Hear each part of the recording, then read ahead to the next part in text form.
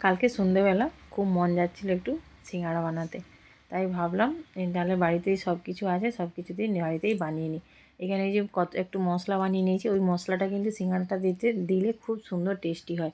ধনে নিয়েছি 1 চামচ, হাফ চামচ জিরে, 1 চামচ মতো মৌরি আর 3টে শুকনো লঙ্কা আর একটু গোলমরিচ দিয়েছি, দিয়ে একটু ভালো করে ওটা ভেজে নিয়েছি। ভেজে নিয়ে ওটা ঠান্ডা হোক, এদিকে আমি ময়দাটা মেখে নিই।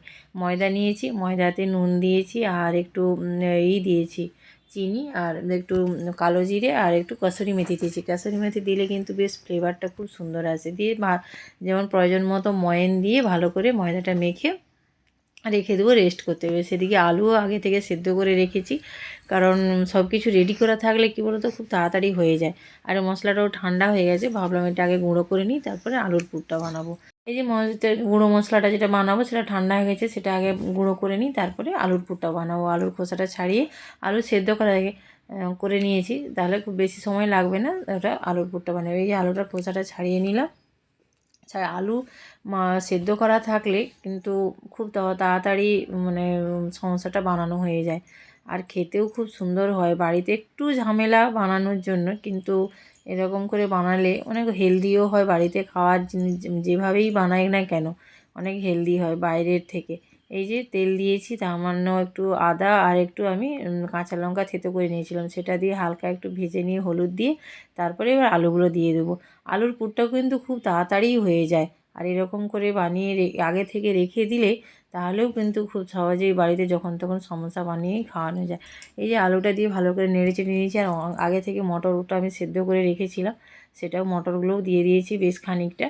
দিয়ে এবারে যে ভাজা মশলাটা করেছিলাম, সেই ভাজা মশলাটা আমি এখানে 2 চামচ মতো দিয়েছি। এটাতেই সিঙ্গাড়াতে যে টেস্টটা হয় সেই টেস্টটা এমনিতেই চলে আসে। দিয়ে একটা গ্লাস দিয়ে ভালো করে আমি মটরগুলো একটু থেসে নিলাম। দেখো আলুটা যখন কড়া থেকে একটু গা ছাড়া ছাড়া মতো হয়ে যাবে, তখন ভাবে যে আলুর পুরটা রেডি হয়ে গেছে। ব্যাস এই হয়েই গেল, তাহলে সিঙ্গাড়ার অর্ধেক প্রসেস, বাকি আর কিছুই না। এবারে লুচির মতো করে বেলে নিয়েছি, বেলে নিয়ে তারপরে এবারে আমি ওর মধ্যে সিঙ্গাড়াটা পুরটা ভরে দেবো। এই দেখো কেমন করে বানাচ্ছি আমি। এখানে একটু জল লাগালাম, লাগিয়ে এটাকে ফোল্ড করে নেব। হ্যাঁ, ফোল্ড করে নিয়ে তারপরে হাতের মাঝখানে রেখে দিয়ে পুরটা ভরে তারপরে সাইডগুলোতে সামান্য একটু জল লাগিয়ে তারপরে মুড়ে দেবো।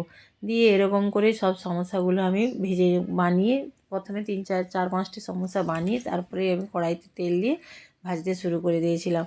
সামান্য একটু চেপে, আমার সমোসাগুলো খুব একটা বড় হয়নি, মিডিয়াম সাইজের আমি করেছিলাম, কিন্তু খুব সুন্দর হয়েছিল। একটাও মানে পুর বেরোয়নি, খুব সুন্দর হয়েছিল, খুব টেস্টিও হয়েছিল। পুরটা একটু বেশ জাল জাল হয়েছিল, জন্য খুব টেস্টিও লেগেছিলো।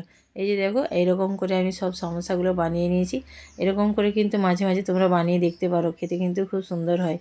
এই যে তেলটা কিন্তু খুব বেশি গরম করা চলবে না, মিডিয়াম গরম থাকবে। দিয়ে এখানে মিডিয়াম আঁচে ভাজতে হবে, হাই ফ্লেমে ভাজলে উপর থেকে ওটা মানে লাল হয়ে যাবে, কিন্তু ভেতরে এটা হবে না। সেই জন্য মিডিয়াম আঁচে বা একটু লো ফ্লেমে রেখে এটাকে আস্তে আস্তে ভাজতে হবে। এই যে আমার সমোসা রেডি। চলুন একটু কফি বানিয়ে নিই, গরম গরম কফি আর সমোসা। আর কি বলুন, আর তো কিছুই চাই না। চলুন আজকে আসি, টাটা বাই, আবার দেখা হবে পরবর্তী ভিডিও।